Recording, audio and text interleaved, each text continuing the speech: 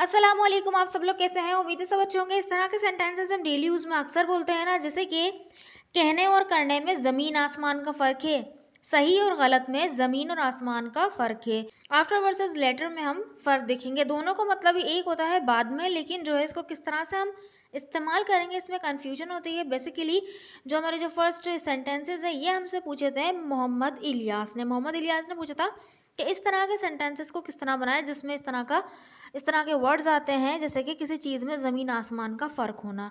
तो चलें इसको सेंटेंसेस में हम यूज़ करके सेंटेंसेस को बनाते हैं। देखें, सबसे पहले हम फ्रेज़ देख लेते हैं। इसके लिए आएगा there is a world of difference between, यानी दोनों चीज़ों में ज़मीन और आसमान का फ़र्क है। यानी बिटवीन हमने यहाँ पे इसलिए लगाया कि क्योंकि हम दो चीज़ों में उसका फ़र्क दिखाएंगे, ज़मीन और आसमान का। ठीक है, तो there is a world of difference between, या आप बोल सकते हैं there is a great difference between. ठीक है, वर्ल्ड ऑफ की जगह आप ग्रेट भी लगा सकते हैं, यानी बहुत ज़्यादा फ़र्क है इसमें। देन इसके बाद जो है किसी भी चीज़ के दरमियान जब हम दिखा रहे होंगे ना, तो या तो कोई वर्ब होगा या कोई वो ऑब्जेक्ट होगा। अगर वर्ब होगा तो वर्ब की आईएनजी फॉर्म आएगी। ठीक है, आईएनजी फॉर्म आएगी, देन एंड के बाद वर्ब की आईएनजी फॉर्म हो जाएगी। अगर कोई ऑब्जेक्ट होंगे तो ऐसे ही होगा, बस ऑब्जेक्ट आएगा, फिर उसके बाद एंड के बाद दूसरा ऑब्जेक्ट आ जाएगा। किस तरह देखते हैं।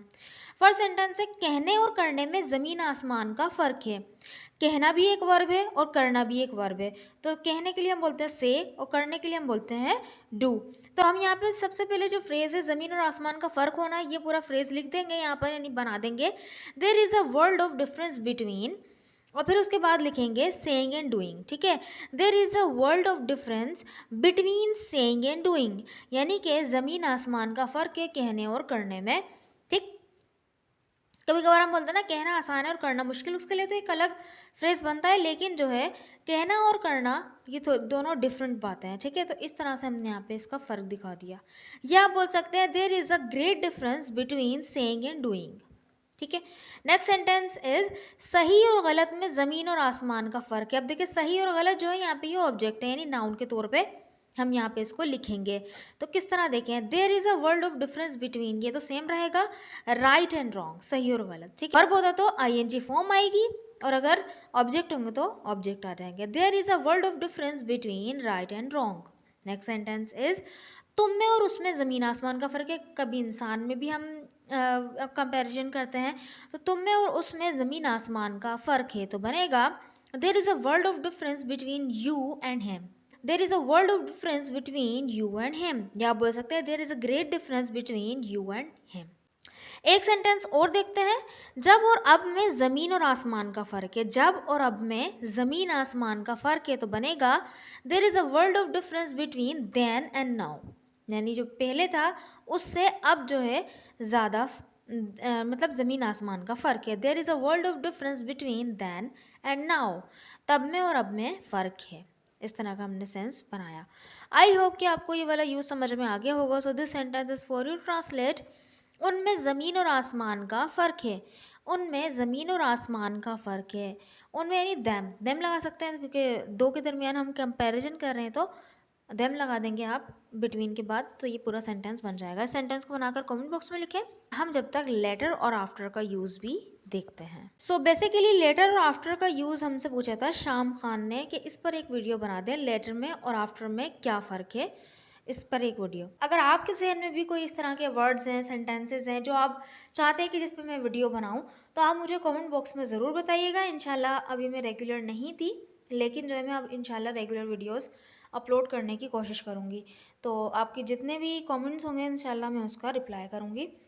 वो तो मैं करती ही हूँ सबके कमेंट्स का रिप्लाई, ये कि उस पर मैं वीडियो बनाने की भी कोशिश करूँगी। तो मैंने यहाँ पे इसको एक्सप्लेन करने की कोशिश की है। देखें, लेटर एक एडवर्ब है जिसका मतलब होता है बाद में। दोनों का सेम मतलब होता है, बस देखें लेटर इसका मतलब है बाद में, और ये एक एडवर्ब है। ठीक है, यानी कि वर्ब को ये डिफाइन करेगा, यानी वर्ब क्या कर रहा है, वर्ब के बारे में एडिशनल इन्फॉर्मेशन देता है एडवर्ब, इतना तो हमें पता ही है। थोड़ी सी हम देखें तो at a time in the future, future में किसी टाइम को ही बताता है। ठीक है, रैंडम टाइम को बताता है, यानी कोई एक पर्टिकुलर स्पेसिफिक टाइम नहीं होता कि इस टाइम पे, बस आप बोल देते हैं कि मैं बाद में करूँगा। अब बाद में स्पेसिफिक नहीं है कि कब, लेकिन बस फ्यूचर में इसको मैं करूँगा। इस तरह से सेंटेंस बनता है। तो देखें सेंटेंस में इस्तेमाल करते हैं। चलो फिर बाद में देखेंगे। चलो फिल्म बाद में देखेंगे, आपने डिसाइड नहीं किया कब बाद में, लेकिन बस आपने बोला फिल्म बाद में देखेंगे, तो बनेगा let's watch the movie later. Let's watch the movie later, ठीक है। अब लेटर के बाद कोई और एडिशनल चीज़ नहीं आई कि किसके बाद, बस आ गया बाद में देखेंगे, ठीक है। एक पर्टिकुलर टाइम यहाँ पे नहीं बताया, स्पेसिफिक टाइम नहीं बताया। अब देखें नेक्स्ट है, मैं बर्तन बाद में धोऊंगी, मैं बर्तन बाद में धोऊंगी, अब कब ये नहीं पता, या किसी और काम के बाद धोऊंगी ये भी नहीं पता, ठीक है। बस हमने बोल दिया मैं बर्तन बाद में धोऊंगी, तो बनेगा I will wash the dishes later. तो बाद में के लिए हमने इस तरह से हमने इसको यूज़ किया। अब देखें आफ्टर का यूज़, देखें आफ्टर जो है इसका मतलब होता है के बाद, और ये एक प्रीपोजिशन है, ठीक है, ये एक प्रीपोजिशन है, और ये जो है to show the sequence of events, यानी जो दो चीज़ों के दरमियान जो है वो उसके सीक्वेंस को बताती है, कौन सा पहले या कौन सा बाद में हुआ, ठीक है। तो एक के बाद एक कौन सा काम हुआ, वहाँ पे हम जो है दो चीज़ों का सीक्वेंस बता रहे होते हैं। जबकि लेटर में क्या था कि हम वहाँ पे कोई सीक्वेंस नहीं बता रहे थे, बस हम बोलते रहे थे कि बाद में करूँगी, ठीक है, इस तरह से था उसके अंदर। लेकिन किसके बाद में, ये हम आफ्टर में बताते हैं। देखें क्लास के बाद में टीवी देखूंगी, जबकि उसमें होता मैं बाद में टीवी देखूंगी, तो बन जाता I will watch TV later, I will watch the TV later बोल देते हैं, ठीक है। लेकिन यहाँ पे क्लास के बाद में टीवी देखूंगी तो बनेगा I will watch TV after the class. तो मैंने यहाँ पे बता दिया कि क्लास के बाद टीवी देखूंगी, एक पर्टिकुलर टाइम बता दिया, दो इवेंट्स यानी दो कामों के दरमियान जो है मैंने सीक्वेंस बता दिया, क्लास ले लूँगी पहले, फिर उसके बाद मैं टीवी देख लूँगी। I will watch TV after the class, यहाँ पे हम ये नहीं बोल सकते I will watch TV later the class, ये गलत हो जाएगा, ठीक है। लेटर में हम कोई स्पेसिफिक टाइम नहीं बता रहे होते, बस फ्यूचर में हम वो काम करेंगे ये बता देते हैं। जबकि यहाँ पे एक काम के बाद या किसी दूसरे काम के बाद हम वो काम करेंगे ये बताते हैं। नेक्स्ट सेंटेंस देखें, वो लंबे सफ़र के बाद लेट गया, वो लंबे सफ़र के बाद लेट गया यानी सोने के लिए लेट गया, तो लंबे सफ़र के बाद, किसके बाद, लंबे सफ़र के बाद, तो बनेगा he went to lie down after a long journey, he went to lie down after a long journey. तो यहाँ पे हम लेटर का यूज़ नहीं कर सकते कि he went to lie down later a journey, तो गलत हो जाएगा अब, ठीक है। यहाँ पे हम आफ्टर अ लॉन्ग जर्नी ही बोलेंगे। नेक्स्ट सेंटेंस देखें, मैं टीवी देखने के बाद बर्तन धोऊंगी, मैं टीवी देखने के बाद बर्तन धोऊंगी, एक काम के बाद दूसरा काम करूंगी। तो यहाँ पे क्योंकि दोनों ही जो है आई मतलब के वर्ब हैं, तो यहाँ पे हम देखें क्या बोलेंगे, आफ्टर के बाद वर्ब की आईएनजी फॉर्म आती है, क्योंकि प्रीपोजिशन है, प्रीपोजिशन के बाद आने वाली जो वर्ब होती है वो आईएनजी फॉर्म में आती है। आई will wash the dishes after watching TV, I will wash the dishes यानी मैं बर्तन धोऊंगी, किसके बाद, आफ्टर वॉचिंग टीवी, टीवी देखने के बाद। नेक्स्ट सेंटेंस, वो 2 दिन के बुखार के बाद सेहतियाब होने लगा, वो 2 दिन के बुखार के बाद सेहतियाब होने लगा, तो बनेगा after 2 days of fever, after 2 days of fever he began to pull round.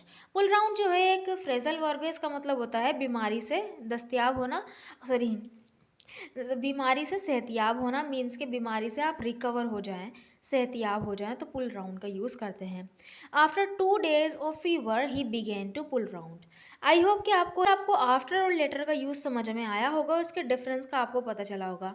चलिए 2 सेंटेंस आपके लिए हैं ताकि मुझे पता चले कि आपको समझ में आया कि नहीं। मुझे बाद में कॉल करना, मुझे 2 बजे के बाद कॉल करना, दोनों सेंटेंस को बनाकर आप ज़रूर कमेंट बॉक्स में लिखिएगा ताकि मुझे पता चले कि आपको वीडियो समझ में आई कि नहीं आई।